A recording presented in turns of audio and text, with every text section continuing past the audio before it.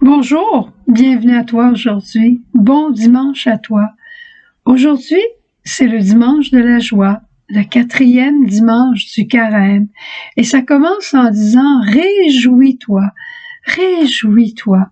Comme nous dit souvent le pape François, « Réjouis-toi et trouve en Dieu la consolation de ton âme. Il est celui qui peut te la donner. » Et je suis certaine aussi qu'on verra une grande joie dans les prochains jours au sujet de l'acte de foi qui a été fait à Rome vendredi, la reconsécration de l'Ukraine et de la Russie au cœur immaculé de Marie. Je suis certaine que Marie ne tardera pas à nous donner un signe comme quoi elle a présenté notre prière au bon Dieu. Une autre raison de se réjouir, c'est qu'imagine-toi ici qu'à Bécomo, on accueille en fin de semaine une quarantaine, un peu plus que 40 jeunes de 18 à 30 ans qui viennent passer la fin de semaine pour se ressourcer, pour rencontrer Jésus. Faut vraiment que ça soit Jésus qui les attire pour avoir voyagé depuis Montréal, depuis Chicoutimi, depuis Québec, pour venir dans la tempête. Il y en a que ça leur a pris jusqu'à 9 heures de venir depuis Québec jusqu'à Bécomo, alors qu'habituellement ça prend 5 heures, 5h30, 6 heures pour les plus tortus comme nous autres des fois, mais 9 heures. Ils ont dit qu'ils ont conduit très lentement. Ils ont voulu être très prudents parce qu'ils voulaient être ici. Alors, c'est un grand bonheur de les accueillir. C'est un grand bonheur de voir ce que Jésus va faire pour eux. Merci pour ta prière pour chacun d'eux. Le commentaire de l'Évangile aujourd'hui nous sera donné par notre petite sœur Anne qui est en Russie. Elle avait préparé ce commentaire samedi dernier, elle avait regardé toute sa semaine de liturgie et c'était la parabole de l'enfant prodigue le samedi le 19. Mais en quelque part, elle avait oublié de regarder que c'était aussi la fête de Saint-Joseph. Alors je me suis dit, c'est pas grave Anne, on garde ton message, il est tellement beau, on garde ton message pour dimanche, le 4e dimanche du carême, parce que c'est le même évangile. Alors sans plus tarder, je vous présente Anne, sans doute qu'il va vous parler du samedi, mais vous comprendrez pourquoi elle vous parle du samedi. Au revoir et on se retrouve, nous, lundi. Au revoir. Bienvenue à toi aujourd'hui, bienvenue à chacun. L'évangile d'aujourd'hui, c'est un chef-d'œuvre qui sort tout droit du cœur du Père qui veut gagner tous ses enfants. C'est vrai, ça me touche, la petite phrase d'introduction. Les pharisiens, les scribes récriminaient contre Jésus. Cet homme fait bon accueil aux pécheurs et il mange avec eux.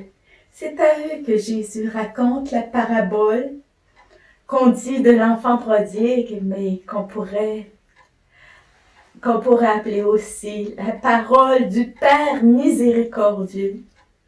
On connaît tous très bien cette parabole.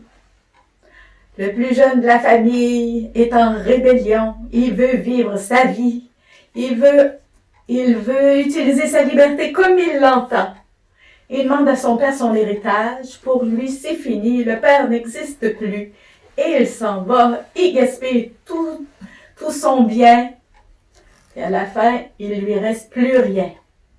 C'est à ce moment-là qu'il y a une famine dans le pays où il se trouve. Il se fait embaucher par quelqu'un qui a un troupeau de porcs. Et pour les Juifs, les porcs, c'est ce qu'il y a de pire. Et lui, notre prodigue, il voudrait bien manger ce que les cochons mangent, mais personne ne lui en donne. C'est à ce moment-là, pendant qu'il a faim, qu'il réfléchit et qu'il dit, chez mon père, tout le monde mange à sa faim. Et il décide de revenir chez son père parce qu'il a faim. Il revient, il est encore loin que son père le voit. Il court se jeter à ses pieds. À son cou, il le couvre de baisers.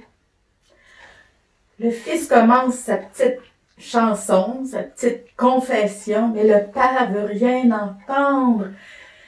Habillez-le, mettez-lui des sandales aux pieds, mettez-lui un anneau au doigt, amenez vos gras, tuons-le, parce que mon fils qui était mort est vivant, il était perdu, et il est retrouvé.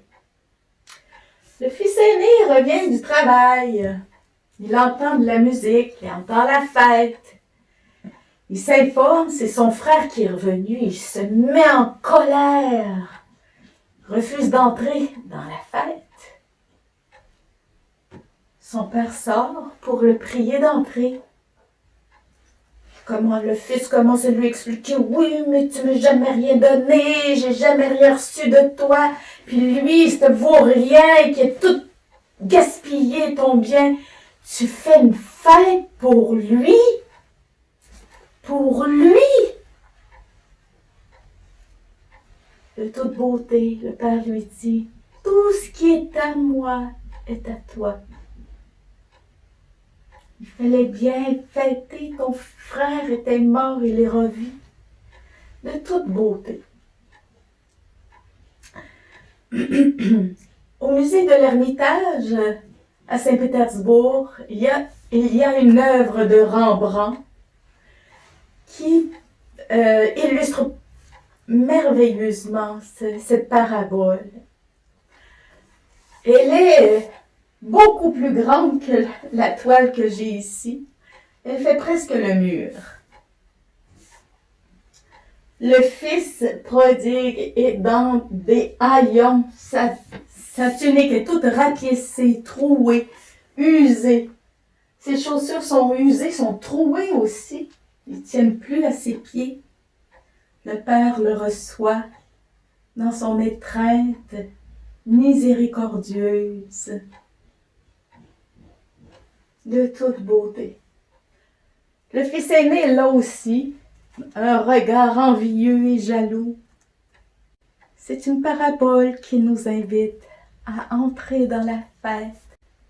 Quand un seul de nos frères se convertit, c'est une parabole qui nous invite aussi à entrer dans la fête après notre conversion. C'est une parabole qui nous invite à imiter notre Père qui est si bon, à être miséricordieux comme le Père. Au revoir et à demain. Père, je reviens à la maison. Père, près de toi il fait si bon. Я знал давно, что жить с тобою радость. Со мной ты всегда делил, что имел. Я сердцем огрубел от изобилия, но сейчас с хвалой тебе я вернусь. Отче, возвращаюсь я домой. Отче, как прекрасно быть с тобой.